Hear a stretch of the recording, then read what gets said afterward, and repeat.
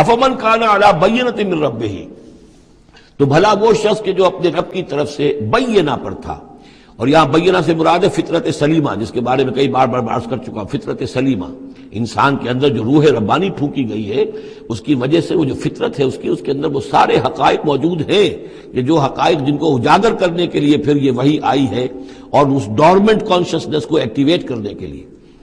تو جس شخص کی وہ فطرت سلیم ہے، قائم ہے، بینہ ہے، روشن ہے، پاک ہے، وَيَتْلُوهُ شَاهِدٌ مِّنْهُ، اور پھر اس کے پیچھے آتا ہے اس کے لیے گواہ، یعنی ایک شخص ہے جس کی فطرت سلیم تھی، حضور صلی اللہ علیہ وسلم ہے، سلیم فطرت، نیک فطرت، عقل سلیم، اور پھر وحی بھی آ گئی، وحی نے گواہی دے دی، گویا کہ دو چیزیں مل گئی، نور علی نور۔ یہ تمثیل جو ہے سورہ نور میں جا کر مکمل طور پہ سامنے آئے گی۔ افمن کان علی بینۃ من ربہ ویتلوہ شاہد منہ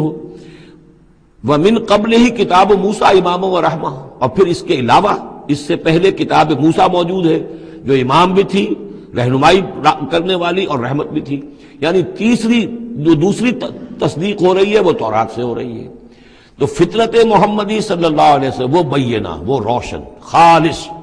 پھر وہی جو آپ پر آ گئی نور علی نور، اور نمبر 3 تورات جو ہے اس کی تصدیق کر رہی ہے، یہ گویا کہ اور اضافی چیز۔